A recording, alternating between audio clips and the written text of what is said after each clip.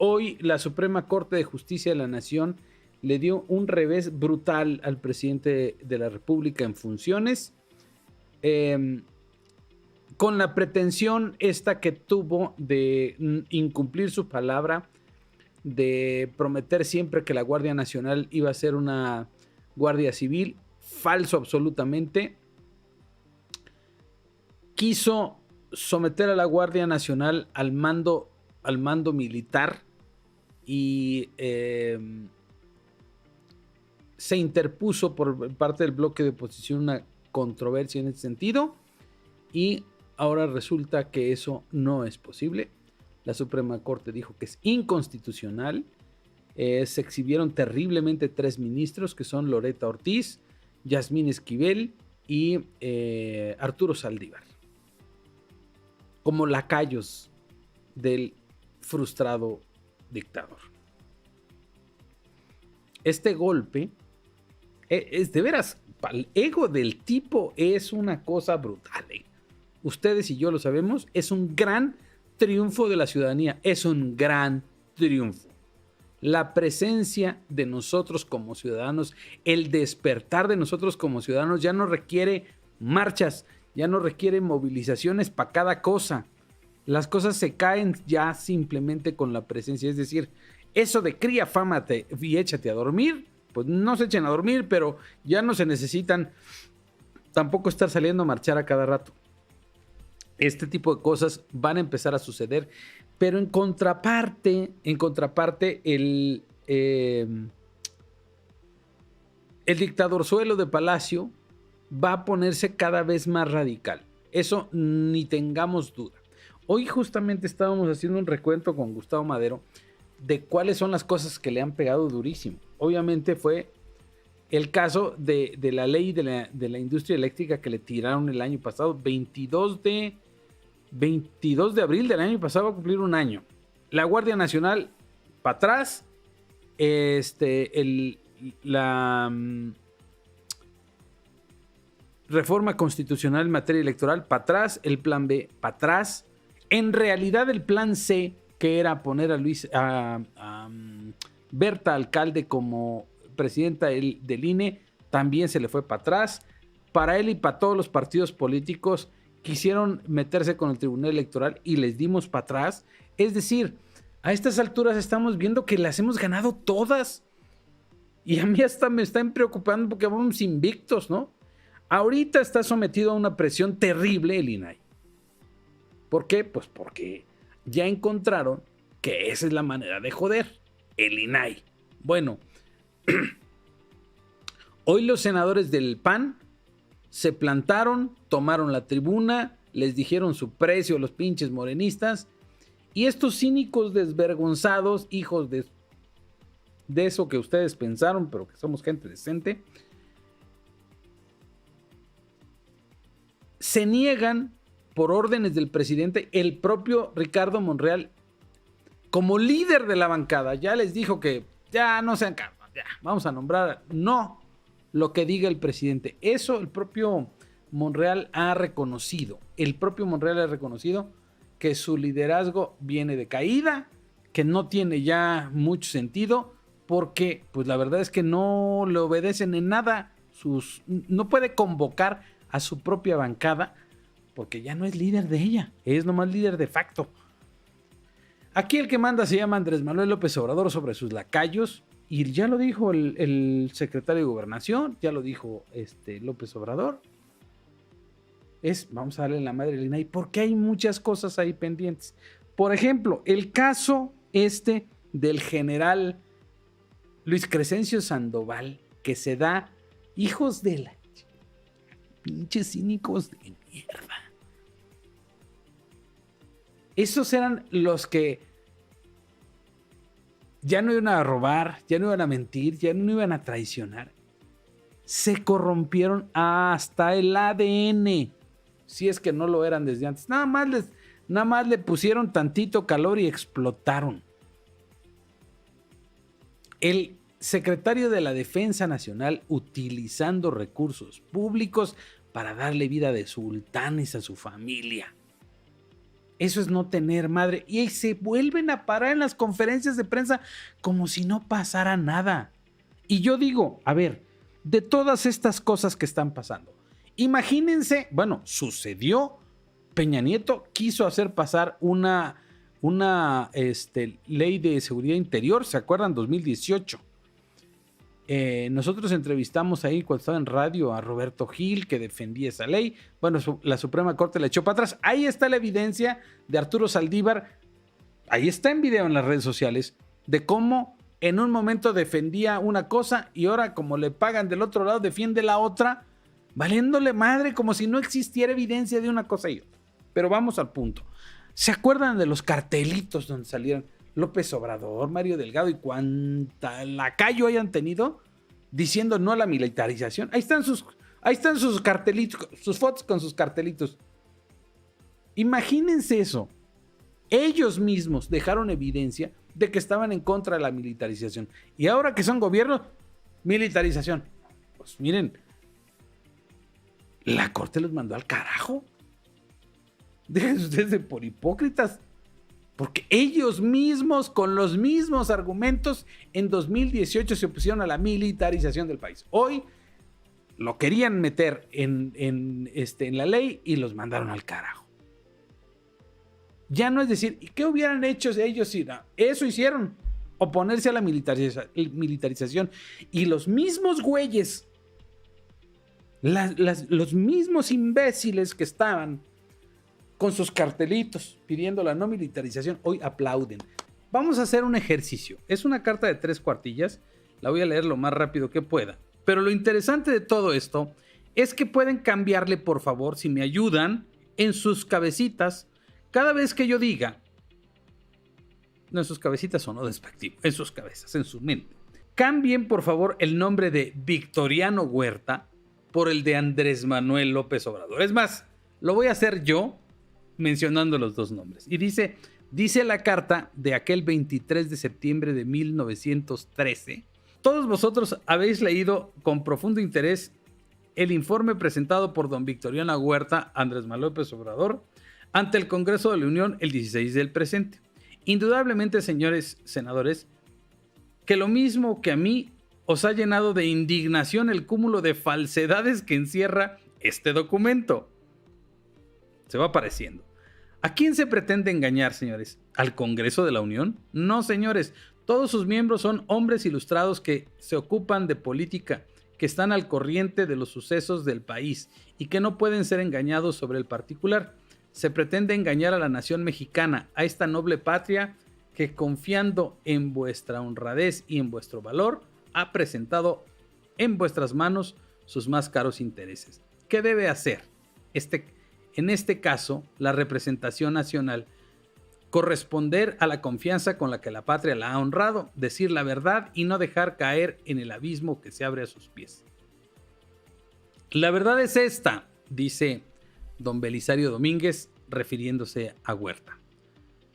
Durante el gobierno de Victoriano Huerta / López Obrador, no solamente no se ha hecho nada en bien de la pacificación del país, sino que la situación actual de la República es infinitamente peor que antes. La revolución se ha extendido en casi todos los estados, llámese la Cuarta Transformación, ¿verdad?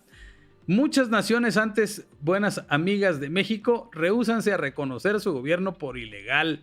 Nuestra moneda encuéntrase depreciada en el extranjero, nuestro crédito en agonía, la prensa entera de la República amordazada o cobardemente vendida al gobierno y ocultando sistemáticamente la verdad. Estamos hablando de una carta de hace 110 años que sigue teniendo vigencia. Pareciera que Belisario Domínguez hoy por hoy se está refiriendo a Andrés Manuel López Obrador.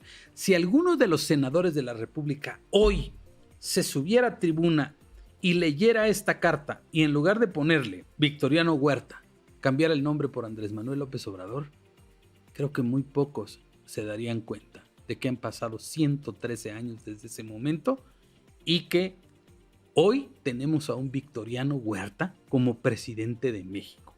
Para muestra, basta la persecución, la destrucción del país, la traición que ha hecho de todos los mexicanos, la violencia que nunca ha logrado controlar, y este afán de perpetuarse en el poder, aunque sea a través de otras personas. Lo que tenemos en la presidencia de la República es lo más parecido que hemos tenido en este país a Victoriano Huerta. Este güey es la reencarnación del chacal, que así le decían a este imbécil.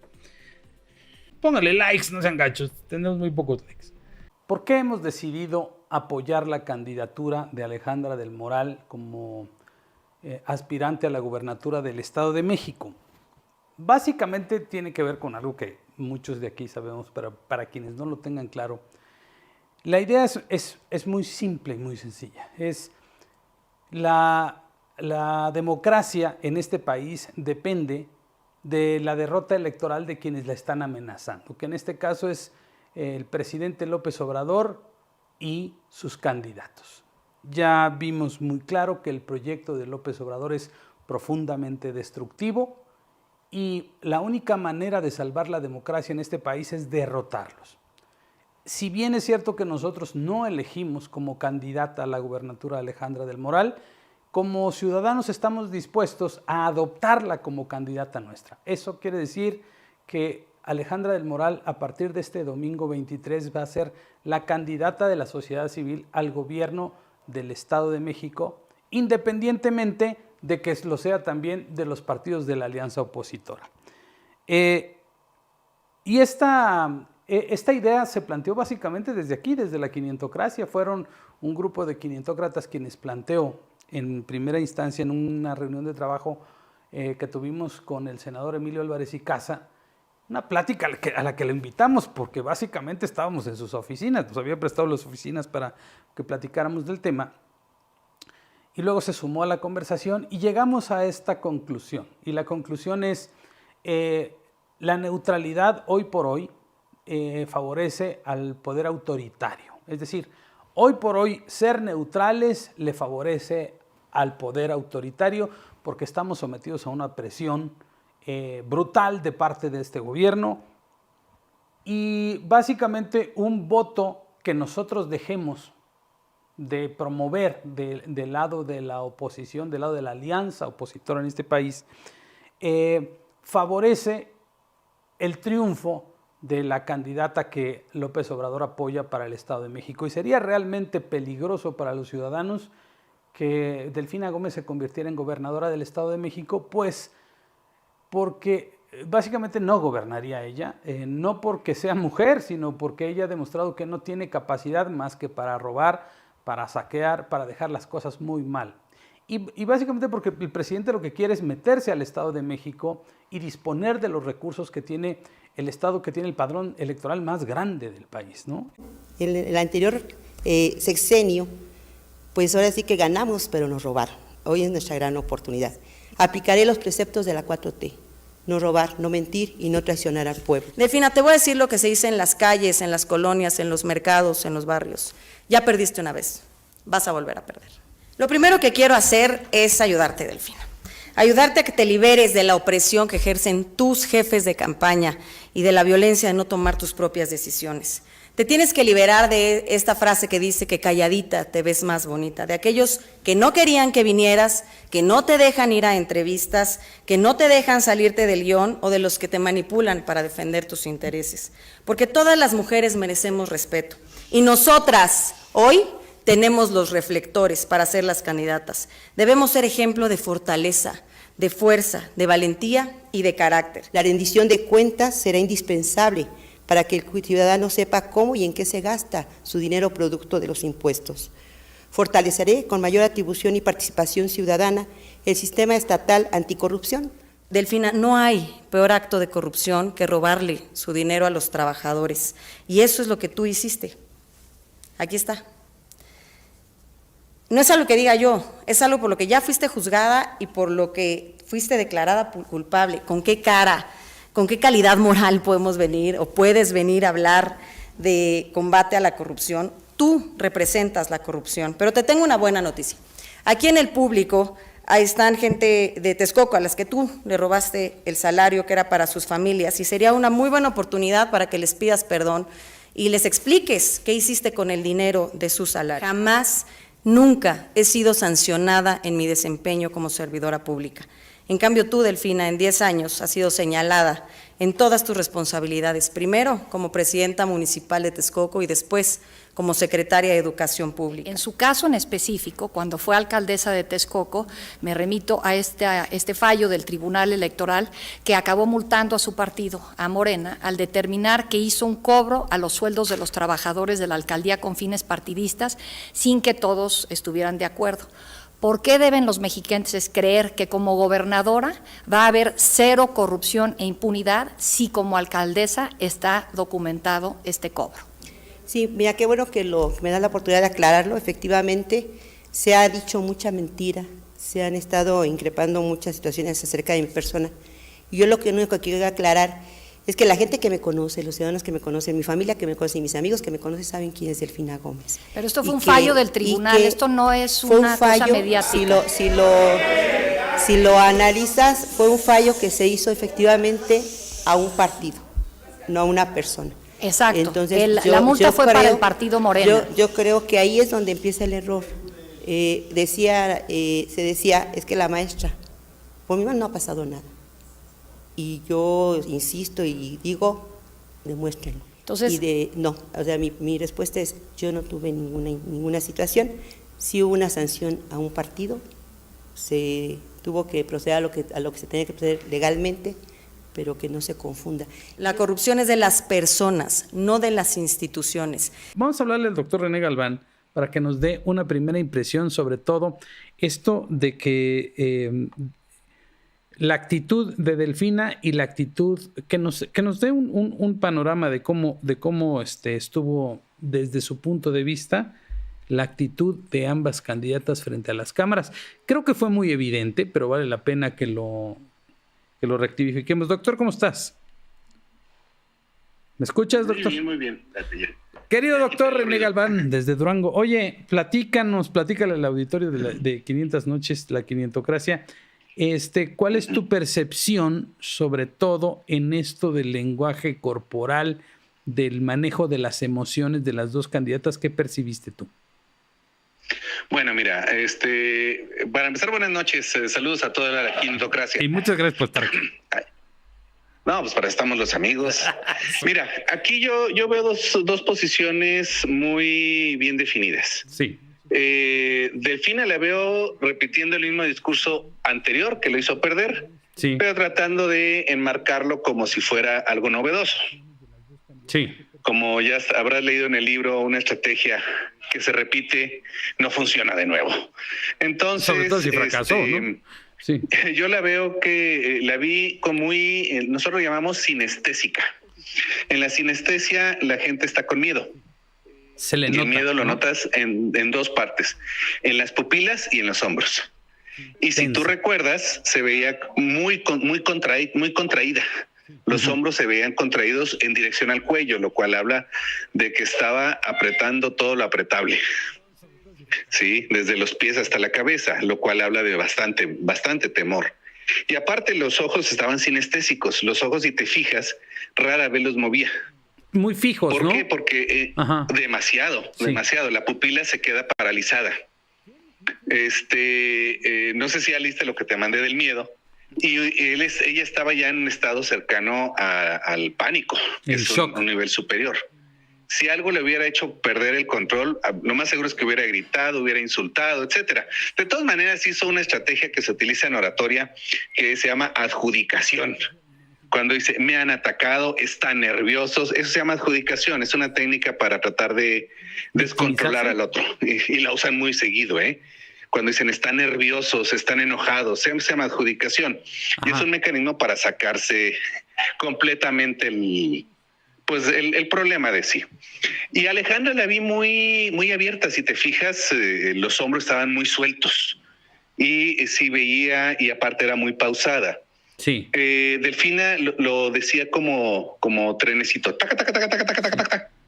En cambio, Alejandra, a pesar de que sí tuvo un par de resbalones, pero porque le cambiaban la forma, me gustó cómo lo llevó la moderadora porque no dejó que se luciera ninguna, sino centrada.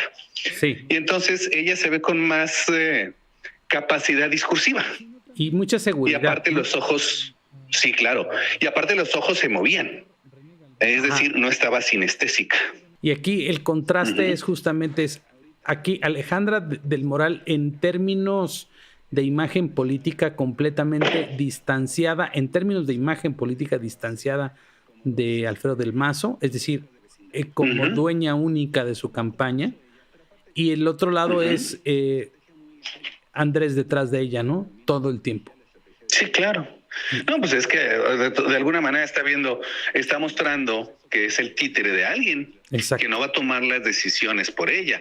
En cambio, lo que yo he visto en la campaña de Alejandra es que se ha alejado, como dices tú, muchísimo de la imagen del que ya está ahí. Claro, y eso le termina beneficiando. Y eso le está dando confianza a la gente. Claro, está muy bien. Mi querido doctor, te agradezco muchísimo tus conceptos, creo que nos son útiles para todos y retomamos nuestro proyecto particular en cuanto lo acordemos. Te mando un abrazote. Sí, hay que hablar del miedo, amigo mío. Hay que hablar del miedo. Porque ahora lo que sigue en la campaña es que van a inspirar miedo. Claro. Entonces, si le mostramos el truco del mago, ya no les funciona. Ya no funciona, tienes razón. Está bien. Está bueno, doctor. Gracias. Te agradezco un montón. Gusto en saludarte, amigo mío. No, ya sabes, cuando quieras. Estamos. Gracias. Cuídate. Saludos a la quintocracia. Saludos. Bye. Gracias a ti.